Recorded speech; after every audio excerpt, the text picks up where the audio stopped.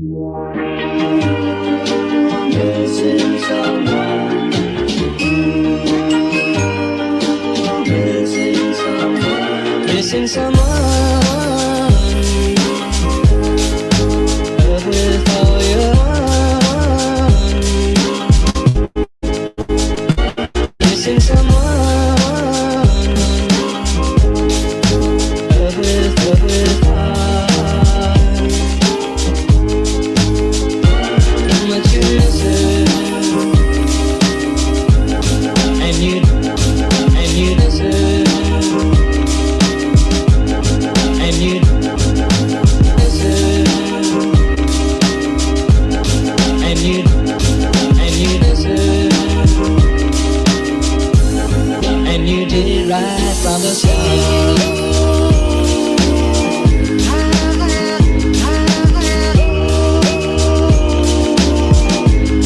And you did it right from the start.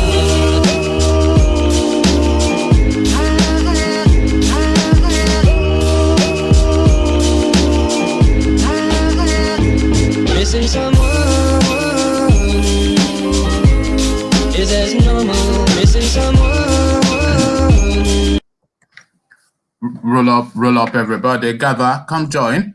Where are you people? You know when we do it, you know where we do it, you know why we do it, and you know we're doing it now. So gather, come join. One man went to mow. It is your man, not your boy. One man went to mow. And missing someone is as normal. Missing someone.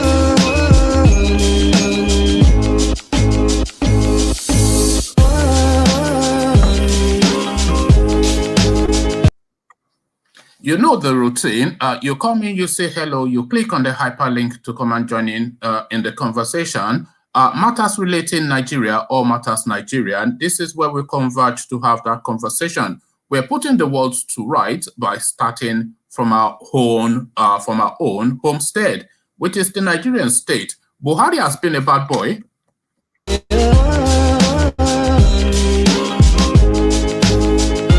Missing someone. Love with heart. Missing someone. Normal. I am sad and so low.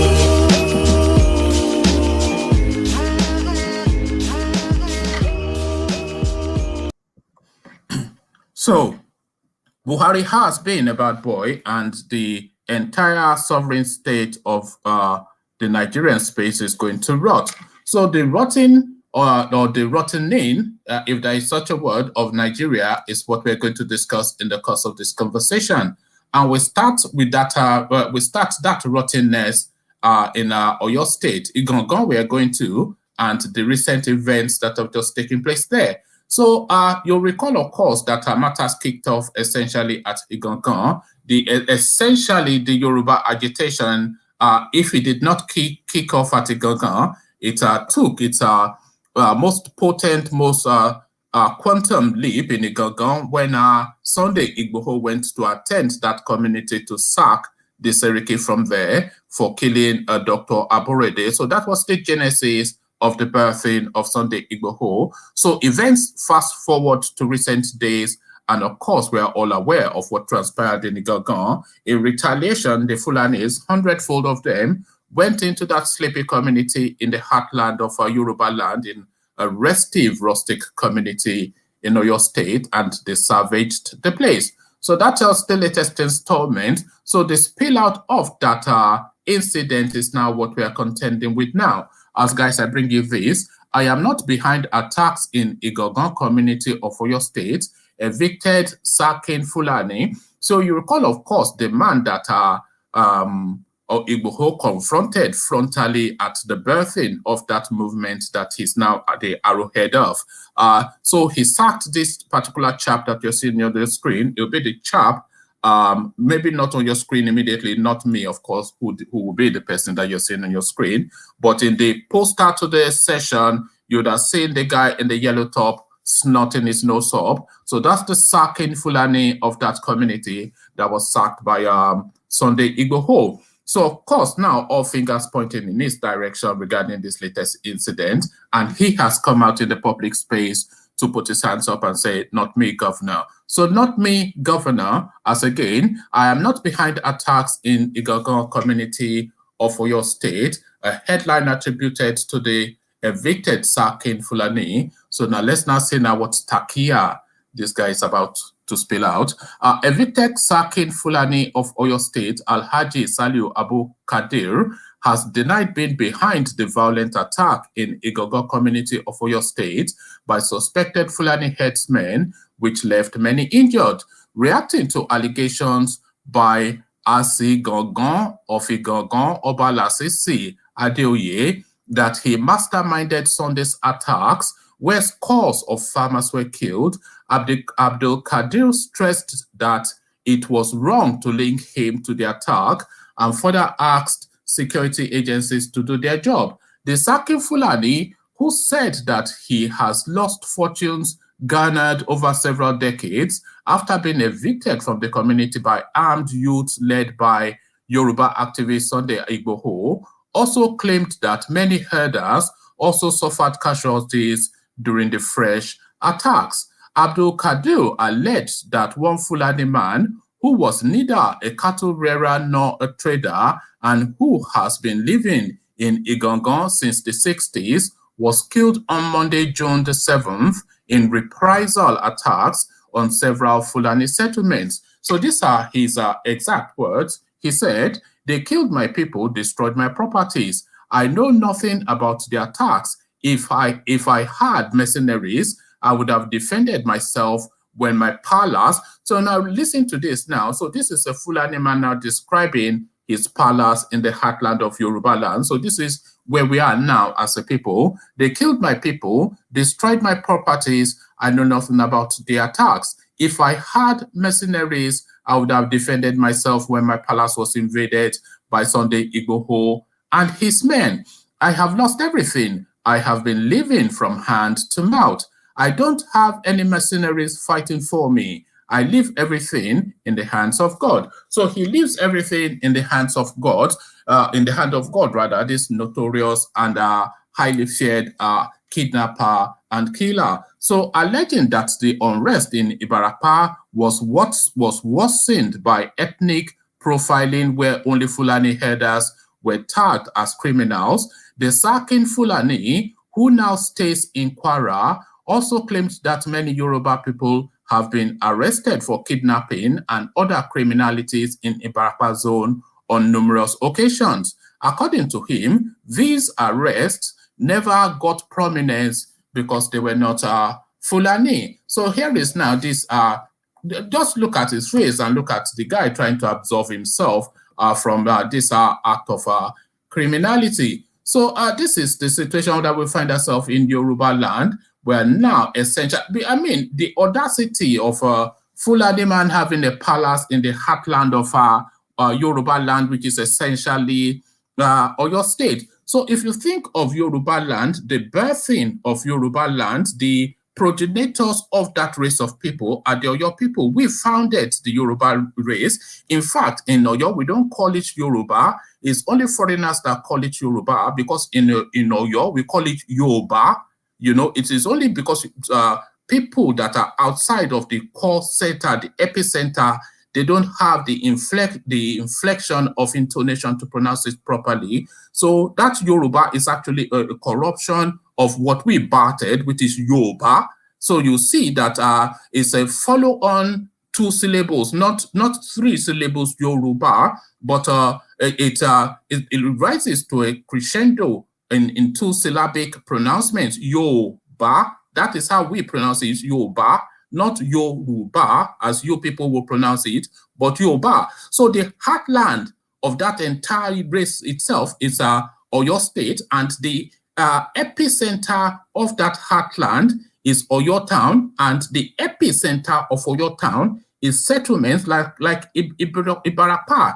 So at the heartland of the heartland of the heartland of Yoruba land, we have a person that goes by the name whatever his name is. What's the name of this clown again? What is his name? The Alhaji Saliu Abdul Kadir, calling himself the Sarkin Fulani and claiming that he has a palace in the heartland of Yoruba land, where he's savaging the people of the community from. So this is Nigeria, and everybody is a criminal, and especially the Yoruba people are essentially conquered people now. But to South Africa we go, to what might or might not be cheerful news. This one startled me somewhat, so a bit of a deviation from our usual diet of politicking. So with this one now, I'll just bring it to you and you see what you're making of it. South African woman breaks record as she gives birth to 10 babies at once. So 10 babies at once. So now I have a history of a multi-births myself, and I know the weight it has on the woman. I know certainly the weight it had on my wife when we had multi-births. So you can only then imagine what the burden would have been on this woman as she gets even past the first 3-4 months. You can imagine the burden, the weight of it all. And you can see her photograph. And of course, her body would never really fully recovered. And of course, that hanging belly, of course. But all of that are secondary to the hopefully joyous news for this family. South African woman breaks record as she gives birth to 10 babies at once. So now let's now see how this is being received. Good news or cause for concern. A South African woman has reportedly given birth to 10 babies at once, breaking a world record set just last month. 37-year-old Gosiama Tamara Situl are already a mother of 6-year-old twins. So look at that now. So I mean, it's almost unbelievable because, of course, I mean, anybody that has gone through the process of nurturing from birth, then you know it's a handful just to handle a baby. So this woman has had a set of twins, which already is a contention, but to contend even more with a 6-year-old kids now, you all know how children at that age just they run riot and rip up the whole place. So as if she wasn't burdened enough, she's just gone and dropped her 10 more siblings. So take it from the top of that paragraph again. 37-year-old Gosiama Tamara Situl, already a mother of 6-year-old twins, initially thought she was going to have eight kids. However, when she gave birth on Monday, June the 7th, she was surprised when 10 babies emerged. Her husband, Toboho, I'm not going to attempt his last name, told Pretoria News. She gave birth by cesarean. She gave birth by cesarean section at Pretoria Hospital. Husband told Pretoria News, "It is 7 boys and 3 girls. I am happy. I am emotional. I can't talk much. Let's talk again in the morning, please." The husband, and this is the part that really then adds on, this is, I was speculating if it's good news for them or not. So this next now paragraph would now help you make that decision if it is indeed good news for these people or not. The husband, who is unemployed, said that he felt like one of God's chosen children, even when he thought he was about to have 8 kids. So how many, there's 11 in a football team, isn't there? So already they can just have a whole football team in their family. Sito, from some region that I cannot pronounce, said that her pregnancy, so this is the bit that really befuddles me, because of course, when you're hearing that somebody is having, like 10 children, then immediately you're thinking that they've gone through some fertility process at their hospital. But now this is the paragraph that really confounds. Sitho said that her pregnancy was natural and she did not receive fertility treatment. So that is the real surprising bit, and I'm not even sure how much of that I believe. So Sitho, from wherever she's from, said her pregnancy was natural and that she did not receive fertility treatment, which has been linked to other multiple births. all over the world. Sito's delivery of 10 babies at once would make it the first known birth of the couplets. So that is what 10 births are called. Of course, a word that I imagine not many of us will be familiar with, because this is the first time it has ever happened. So decuplets is what you call 10 births all at once. So that's DECUPLETS, decuplets. The previous record was claimed by Halima Sise, who reportedly gave birth to 9 kids, nonoplets, in Malaya last month, May 2021. A spokesperson for Guinness World Records listing told correspondents Tuesday, June, Guinness World Records is aware of the news of Gilsamer's Sitol multi-children, and we send our congratulations and best wishes to the family. So this essentially is going to be a community project, almost certainly. At the current time, we were not able to verify this as a record, as the well-being of both the mother and babies is of top priority.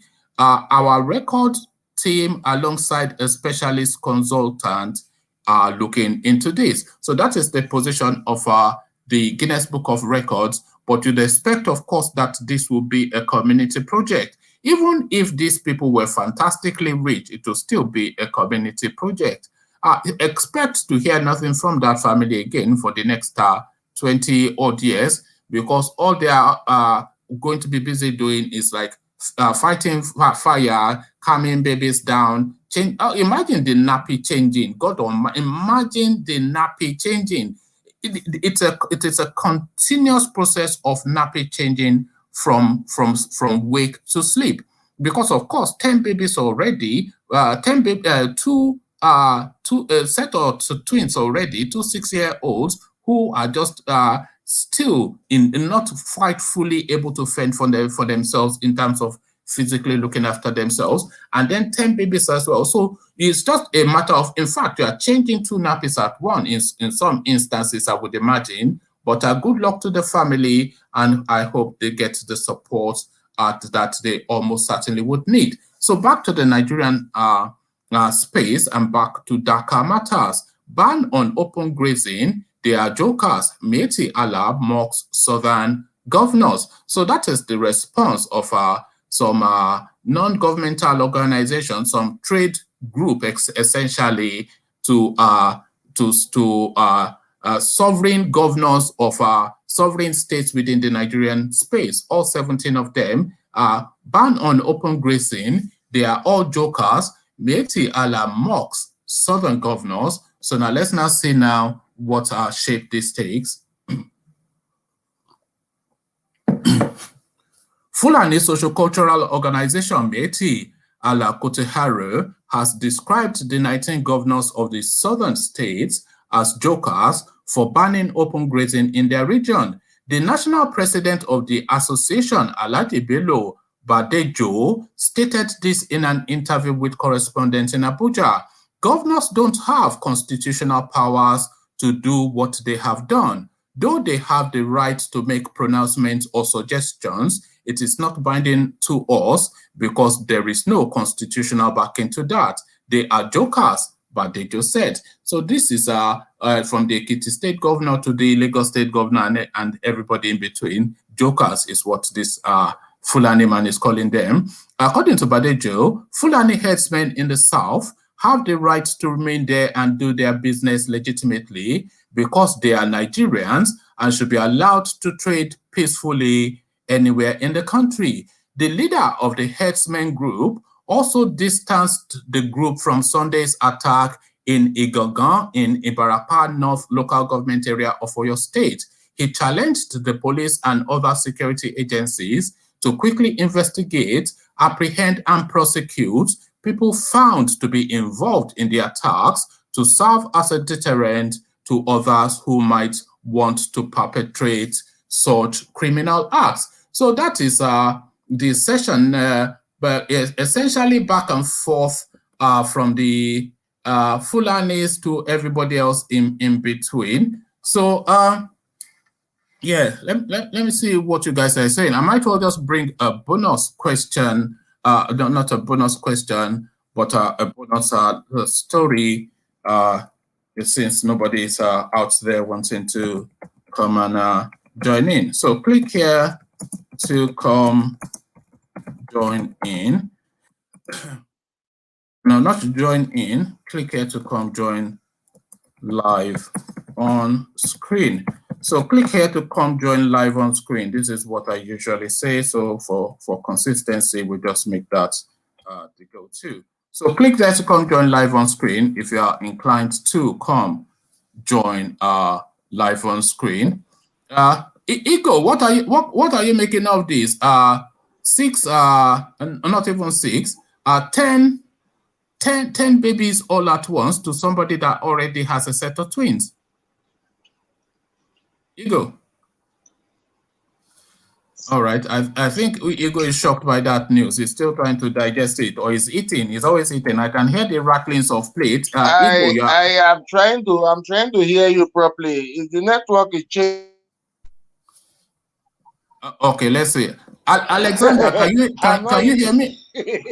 Can you hear me properly? I can hear you. You're echoing though. Am I? No, I think that is bouncing. No, that's bouncing back from Ego. So I'll just mute him for a moment. Okay. So, yes, I can hear you. Yeah, go on. How are you today? I'm all right. And how are you? I'm okay. I'm calling in because of the conversation that transpired yesterday between Ayo and Mike, and Mike would come across to you controversial, but he's not controversial, you know. This is what I'm trying to guide people to, but they want to 95% of what he's saying, 95% of what he's saying I subscribe to. I live amongst Igbo people. I've been living amongst Igbo people for 25 years. And I love Igbo people. They're my in-laws. I spend millions of naira in Igbo land on medical mission. But we know no one is perfect. So we all have our shortcomings. But because he's stressing on the negativity of my Southern Eastern brothers and sisters, doesn't mean he's negative. You know, Ayo would come and use beautiful words, but he's insulting you at the same time. He does that a lot. This is the in fact, there's I'm glad you picked it up as well. I don't like to talk behind people's back, but Ayo, it damns you with a faint praise, you know. It's only after he has said it, you say, that guy has dissed me a little bit there, hasn't he? Because he quotes it in language, but Mike is a lot more direct, but really they have the same tonality, but just different presentation. You know, that's the thing. Well, coming back to the governors, as the Hausa man said, that they're jokers. They are jokers because it's true that they're compromised. They are compromised. There's there was a meeting in America about when Obasanjo was the president of Nigeria. There was an organization over here called NIDO, Nigeria and the Diaspora Organization. It's a very big organization. They had some ministers from that organization. I remember a northerner once told us that, you know what, the problem is y'all are sitting down and talking about the South and the marginalization of the South and all that. But at the end of the day, some of you guys go back to the North to collect money from them. So you're compromised. And this was a Hausa person talking about it. I really don't like that language because the North has no money. The money is in the Niger Delta. So really, don't say the South are going to collect money because the money belongs to the South anyway, and it has been usurped. But the Southerners are not controlling the money. The money is controlled by the big boys in the north of Nigeria. That's the reality of this, isn't it? Yeah, that is the reality, unfortunately. Yeah. But back to really your specialism. You're a medical man. Yes. 10 babies in one day.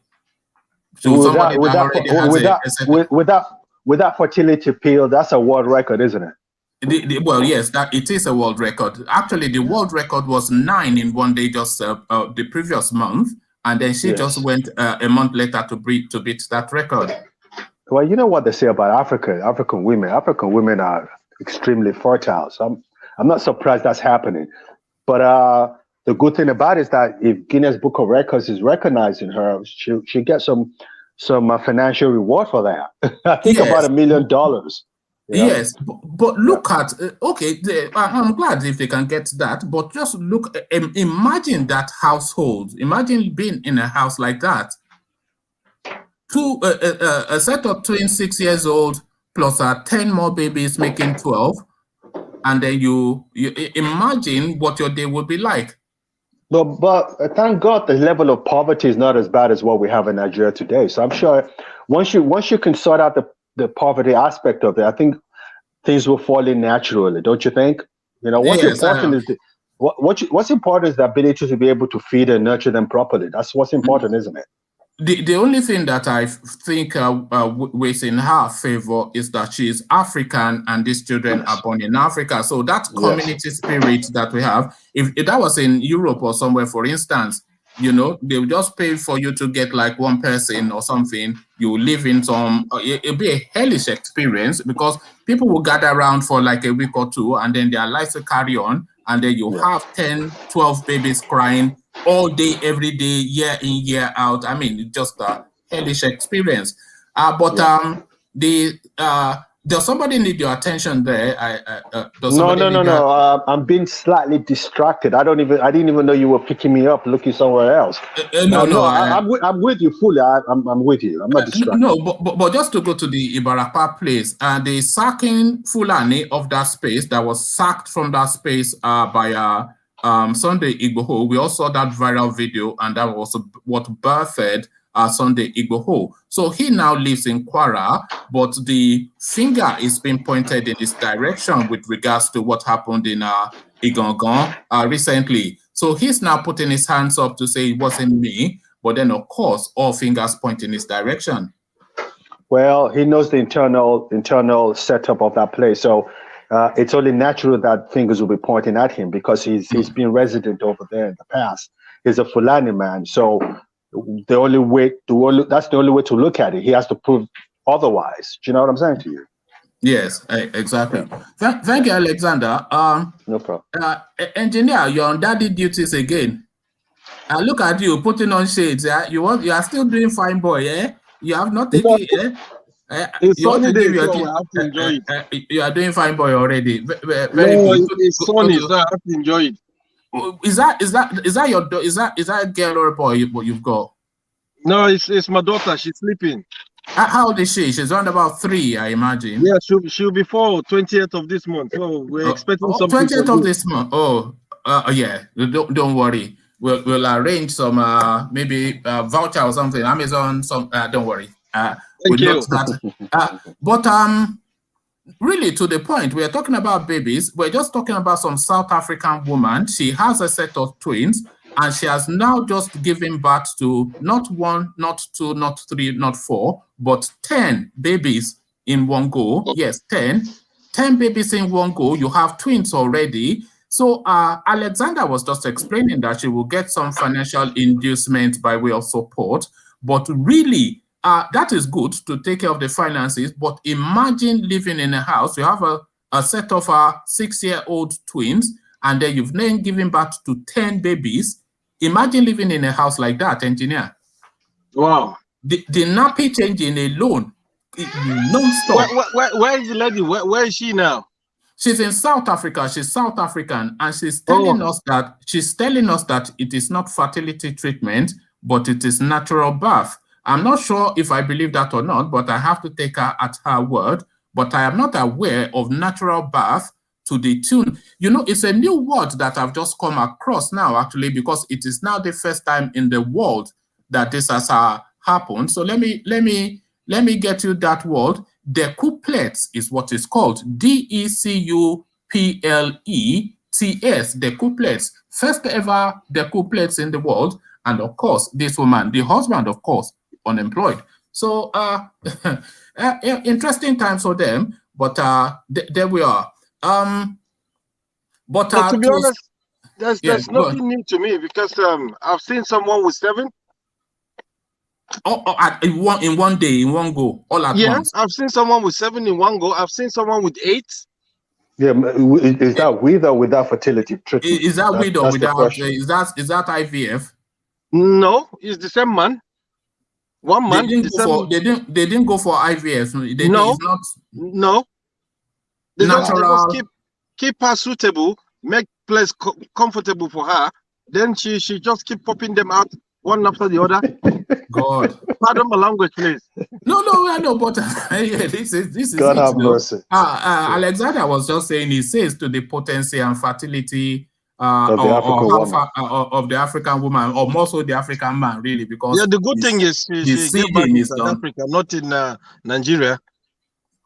Yeah, well, yes, or in Africa even, because I was saying she will have a community around her to support her. But imagine if it was in England or something. Yes, you'll get whatever financial support, but But in England, she'll become a celebrity, won't she? Exactly. She will. Yeah, she will. She'll be on Good Morning Television and exactly. Whatnot. But engineer, to a darker space. The Sarkin Fulani of Ibarapa is now coming out because he has run away to Kwara because he was chased out by Sunday Igboho. But he's now telling us that he is not behind the attack that just took place there recently. So he has now come out because all fingers pointing in his direction. There's something that I think maybe if we don't have enough time, I'll raise it up at night, because you see, when we're talking about these people, the Fulanis, right? I could say this again. We should remember that some time ago, we are willing to invite them to come to your program as well and give their own speech and give their own opinion.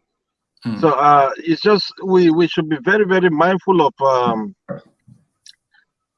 always accusing, pointing finger on the Fulanis. So it's something we need to look into that. If we really want them, the educated ones, to come into this studio and give their own opinion or give their own idea, or to sympathize with people, then we should just be mindful of. You feel they are being targeted a bit too much. Yeah, to be honest, because of course, if an armed robbery takes place, we won't say it was a Yoruba armed robber or an Igbo armed robber. We'll say it's an armed robber. But if it is a Fulani, then we'll make sure that we'll forget the armed robbery and we'll just start shouting Fulani. Because 99% of the people who come to your platform, to be honest, they all keep accusing Fulanis from the beginning to the end. Do you think now there's a deep-seated distrust of the Fulanis, and do you think that is because people don't particularly take to Malam Buhari and they feel that he favors his people? Yeah, to be honest, when you come to Buhari, we all know that. Do you think the hatred that people have for the Fulanis is because they hate Buhari? Exactly. You see, even the Hausas, to be honest, the Hausas, Buhari is like he overthrown them. Most of the Hausas too, they're not happy with him. I must be honest to you, because I have some Hausas friends who very soon I will definitely invite them to your platform. But in terms of things like that, the Hausas, they're very, very disappointed with the man as well. And in the sense that it's the same religion, but there's something that is missing there. The man, he actually is there to help his people, and that's what he's doing, which are the Fulanis. But another thing we need to understand, the educated Fulanis who went to school, they will be against him. So it's vice versa. In life, we have the good, the bad, and the ugly. So this is what is happening. Let me tell you another reason why people have a particular thing for the Fulanis at the moment. I don't want to say why they hate them, but there's certainly resentment. We have to agree on that. This is another reason why why people resent the Fulanis. Ban on open grazing, they are jokers. Miyetti Allah mocks southern governors. So this is what Bello Badejo, the lead person of the national president of the Miyetti Allah, has to say with regards to 17 southern governors within the Nigerian space. So he says governors don't have the constitutional power to do what they have done. Though they have the right to make pronouncements or suggestions, it is not binding to us because it is not constitutional. they are all jokers, Badejo said. So this is now this Fulani person now describing the 17, and this is just to all intents and purposes, is just the president of a trade union organization, because Miyetti Allah Cattle Breeders is a trade union organization. It's an organization set up to protect the interest of a particular trade, no different from the Spare Parts Dealers Association or the Pepper Sellers Association. So that is all he is, but he has the effrontery and the audacity to come out in the public space to call the Southern governors or jokers. So this is just it goes to that space again, why there's that resentment towards that particular part of the country. I said something to you some time ago. You see, when you take bribery from somewhere, it's like you sold your bride, you sold your pride to the people. And this is why I always say, if our leaders don't agree at the beginning without taking money from the president, all these Fulanis will never start coming out to attack people or to slaughter no one, due to the fact that there's something that is behind closed door that has been discussed, that has been agreed, and that's why the Fulanis, they can come out and say whatever they want to say. If we look at it, because on the more realistic, as a leader, if you're being elected, people trusted in you, they really believe in you. But if you betray that trust, are you concerned about what you are now identifying as a resentment towards the Fulanis? Does it concern you? Does it worry you? Because you hear, like you said, you hear the language all the time when people gather here, and almost to the person, everybody is just, well, we hate them. They are even talking about slaughtering them and chasing them out of. So are you concerned for the Fulani person, especially within the southern part of Nigeria? Do you think I'm very concerned? Do you think they're going to get lynched? So, yeah. I'm very concerned. If you look at it, like the ones that get married to, come on, Nigeria is huge. How about the educated Fulani that got married to Igbo, or got married to Yorubas, or got married to the Hausas? So we should be very careful of what we're saying. How would they feel? How would their children feel? You know what I mean? So it's something that we need to be very, very careful. And when it comes to invite them to come to your own platform, we have to minimize the way we keep pointing finger. That's what I was saying. Yes, you know, I agree with you. Go on. Yeah. If we keep doing this, we're not gonna go nowhere. We're just gonna stay one place. And this is what I always say. You see, look at it. A Fulani man, he has been ruling the country nearly 8 years. Is the same shape of body, the same everything. Today, if they should put like a middle belt man, or if they put a Yoruba, or if they put a Igbo, within 8 years, the shape of that person will change. So sometimes we have to look at things. The Fulanis, they cooperate to themselves, they come to one, they agree on one thing. Now in the south, the Igbos,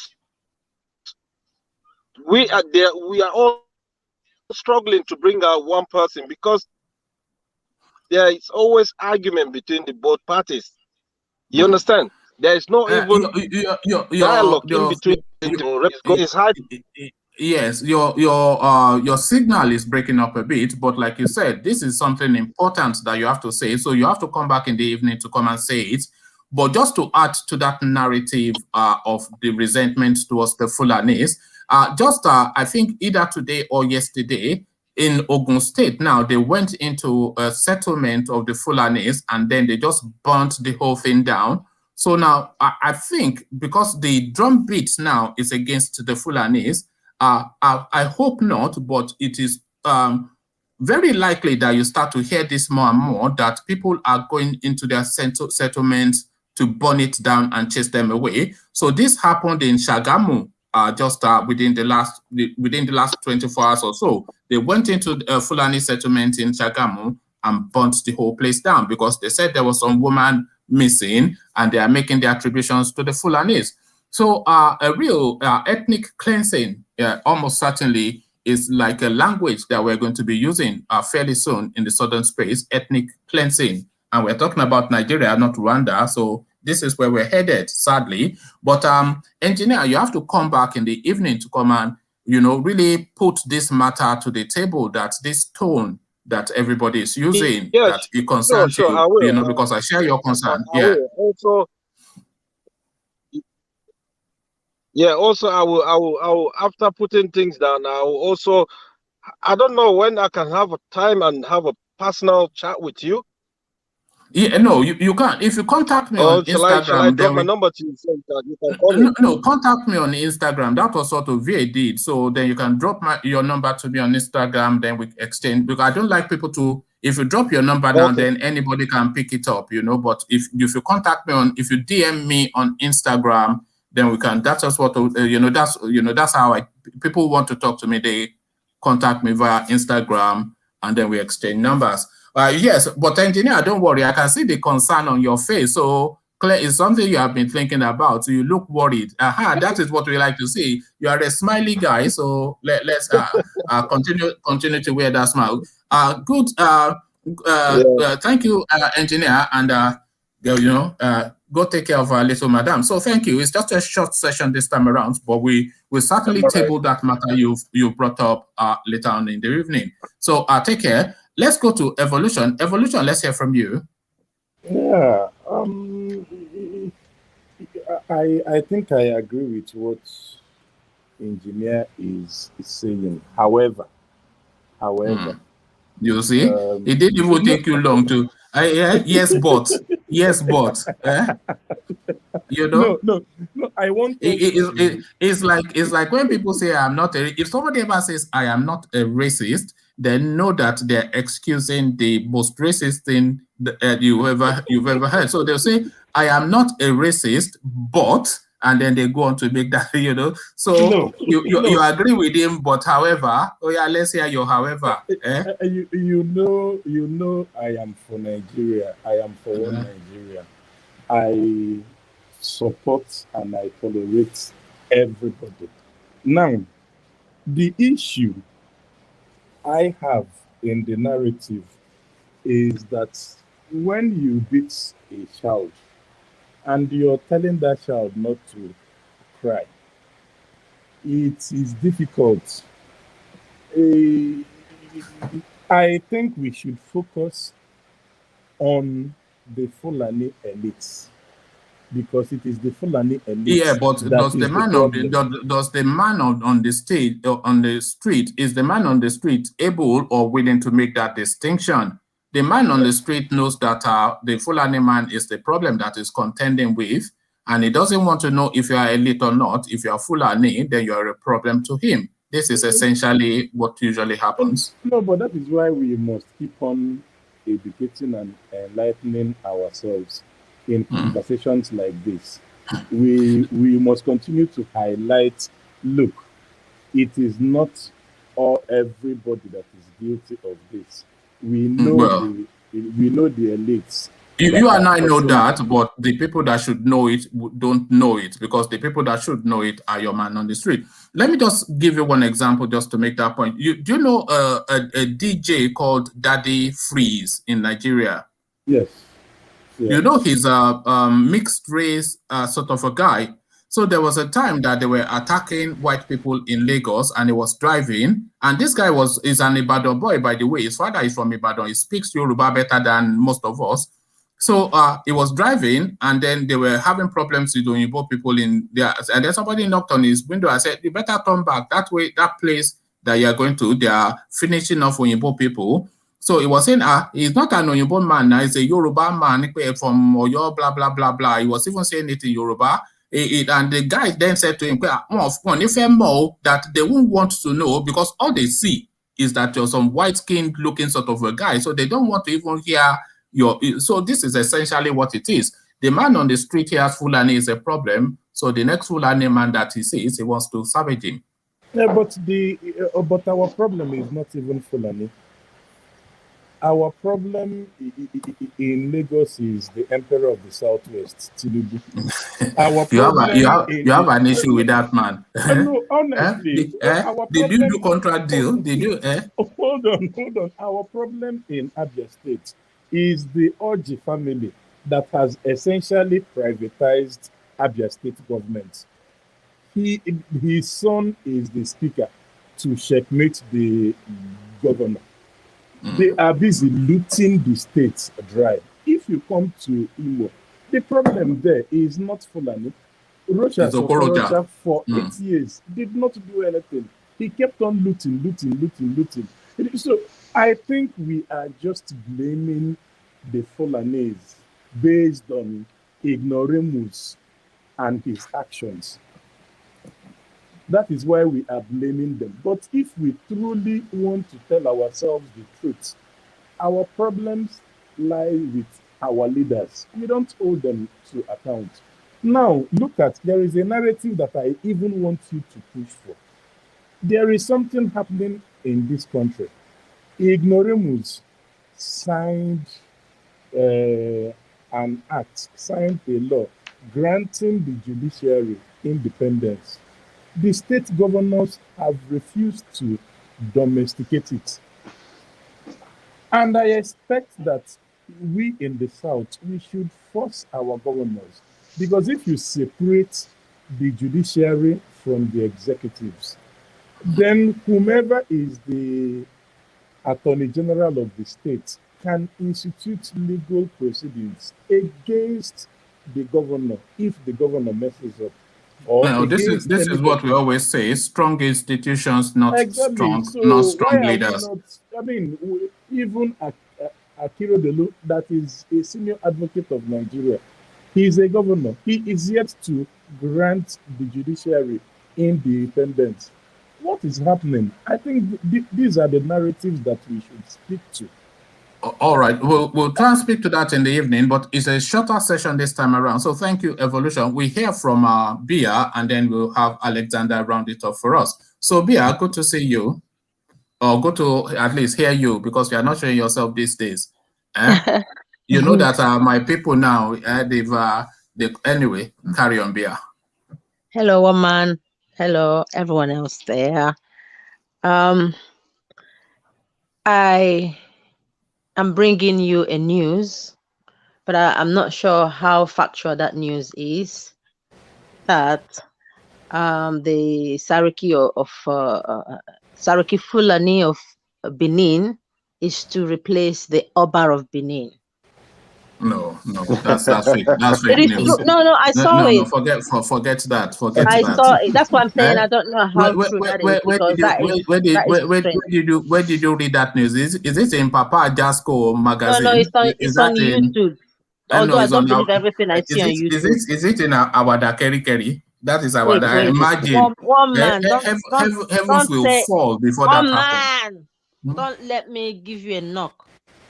But I'll speak to this space, Bia. I'm glad you're here. Wait. The South African woman. Okay. You know how to wind somebody up, this man. If someone brings a news, don't shoot the messenger. Try and find out if it's true or not. You know, in Nigeria, anything is possible. Do you know what the Oba of Benin means? Anything is possible in Nigeria. Just the way it happened in Ilorin, it can happen anywhere else. That's what I'm saying. No, you know the Oba of Benin is virtually a god in that space. Do you know what that tool means? Do you know what it means? If someone is saying that, why don't you go and make your research? No, I don't even think I will spend the effort on that. You see how quickly Alexander laughed. He laughed even before me, and I was already laughing in my... Nigeria is laughable because the impossibles are happening there. It's the only country that we have. Do you know what I really want you to speak to? Do you know what I really want what your president had done with Twitter, the way he's exchanging blows with Twitter. Imagine what a disgrace. Forget even having Buhari as a president is already a disgrace. But what I do want you to speak to is a woman giving birth to 10 babies in one day, having already had a set of twins that are 6 years old. So 12 children suddenly in one household, 10 babies in one day. A South African woman, Bia. Yeah, she's won a trophy, but I'm not in her shoes, so I don't really know what to make of it.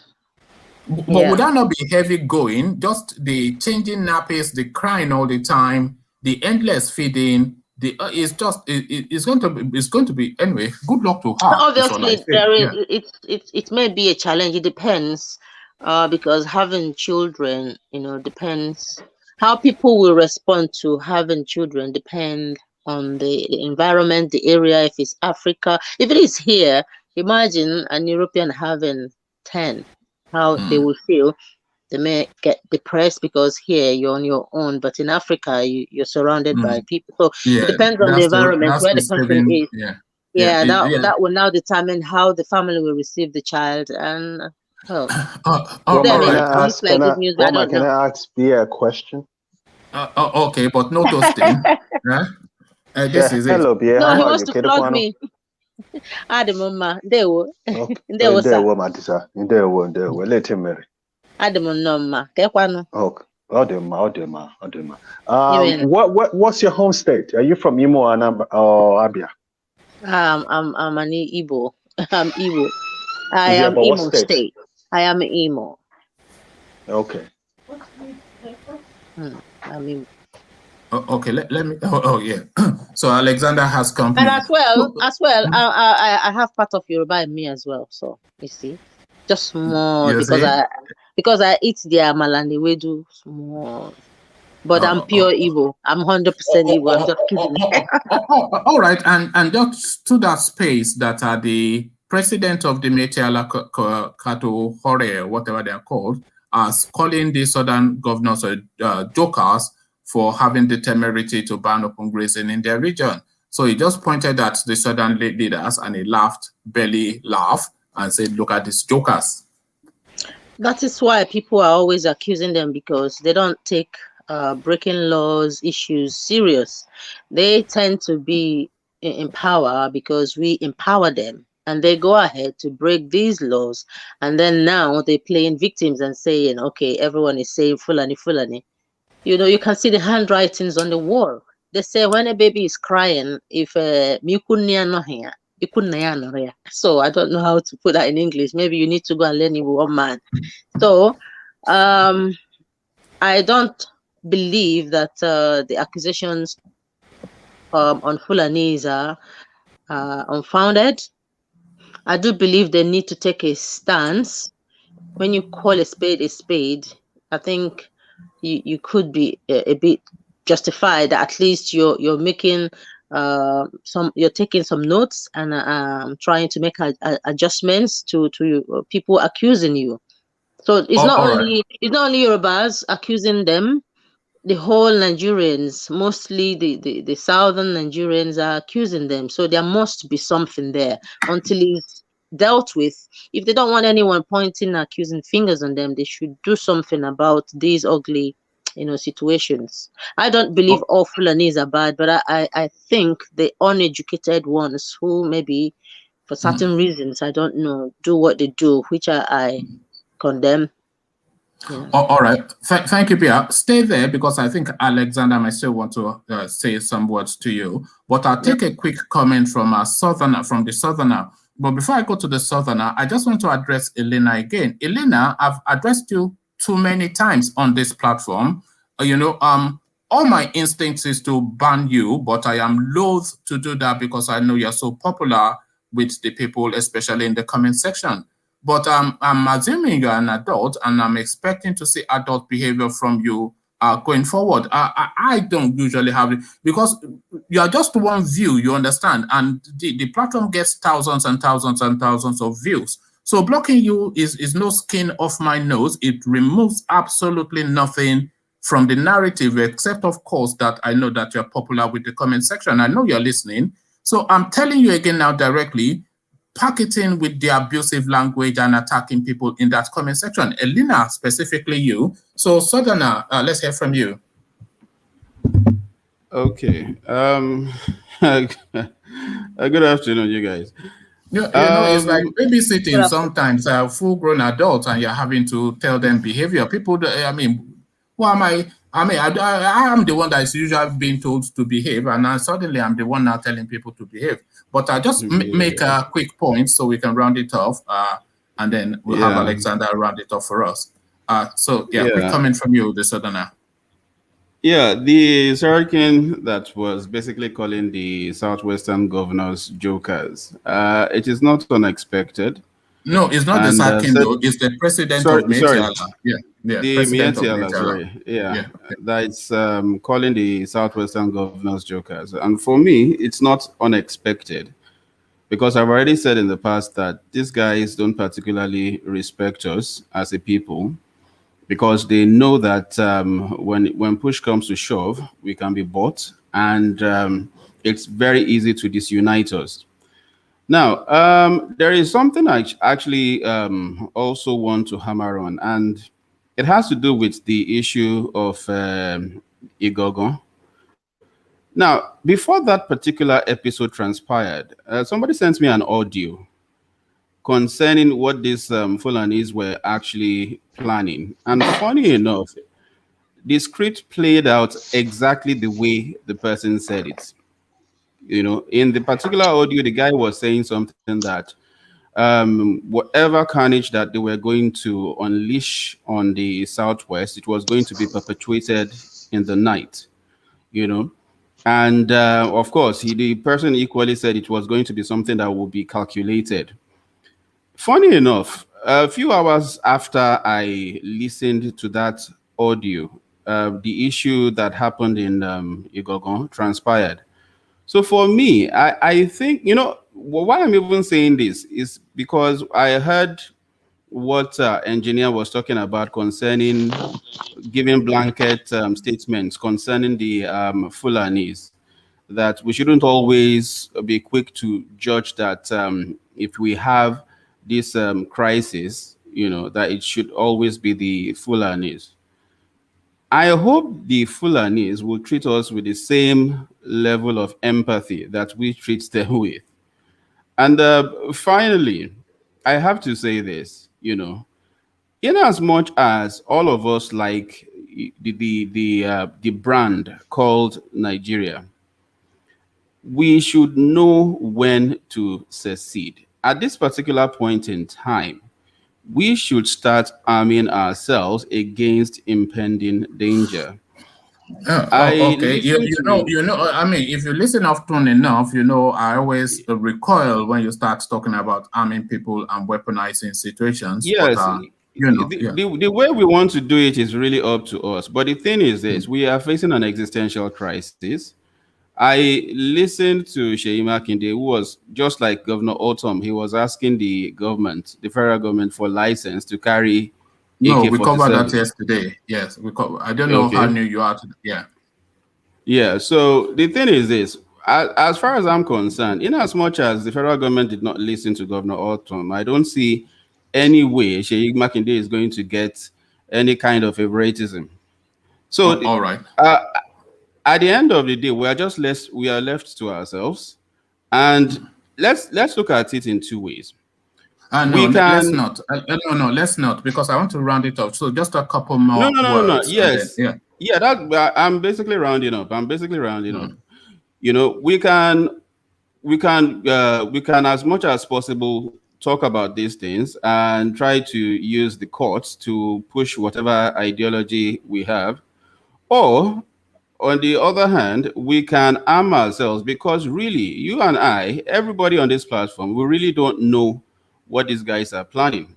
And if we sit down not having a proper plan in place against an impending crisis, I think at the end of the day, we're just going to be sitting ducks.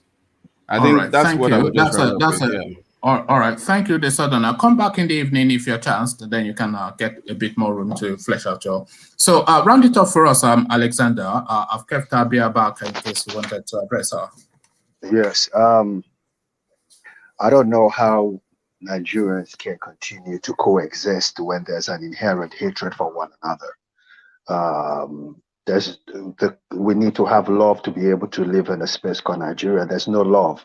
So I'm beginning to come to the realization that I've always said Nigeria was a failed state. It's an artificial state. It was created by the English for the personal aggrandizement. The Igbo man feels marginalized, and rightly so. The Yoruba, the Hausas, the Northerners have a sense of entitlement. And as a Yoruba person, unapologetically, I don't know where we stand as a people in that space called Nigeria. I think Nigeria has been very good to the average Yoruba person, unlike the Igbo person. But we can still have respect for one another, for the individuals called Igbos, Yorubas, and Hausas. Once we don't have that, we don't have a country. And it's beginning to look apparent that we don't have a country. But having said that, I don't think there will be anything called a separate country out of Nigeria in the next 40 years, because like Ovie rightly said, secession don't happen overnight. It's a gradual process. It takes a while to materialize. People are agitating for it. I understand that, but it's not going to happen anytime soon. That's my position. All right. Thank you, Alexander. So we reconvene in the evening. If you're chanced, please join us. So that was Bia, and that, of course, Alexander, a face you all know and love. So so that's been the session, short and to the point, as we like to keep it in the afternoon sessions.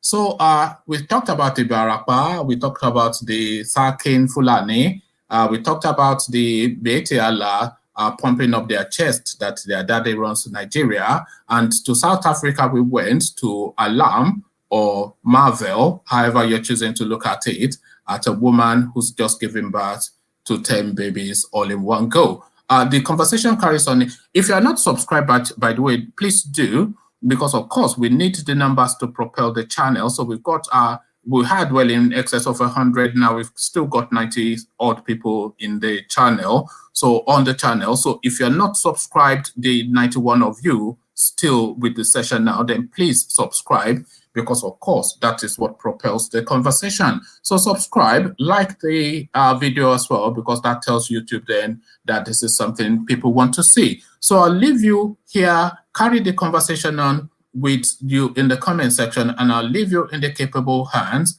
of the Easterners with their theme music. So holy, holy. Another Savior, holy, holy, holy, holy, another Savior, holy, holy, holy, holy, well, this is Mobien. This is dedicated to the gallant heroes of the Nigerian Biafra War and IPO families all over the world. I remember the Nigerian Biafran War, in the thickness of the Biafra genocide. Hey, one man revived the vanishing hope to life. Let the great Biafran army to fight, and they were singing out, holy, holy, holy, holy, is another Savior. They were singing out, holy, holy, holy, holy, is another Savior. Holy, holy, holy, holy, is another Savior. Many years after the genocide, whoa, yet another great leader has risen up now. Oh, and he's leading the Biafrans to victory. In Yamadika, Yabika Kokwanam Noah. Hey, Anamekele Mazuche Mefo. It's an honor.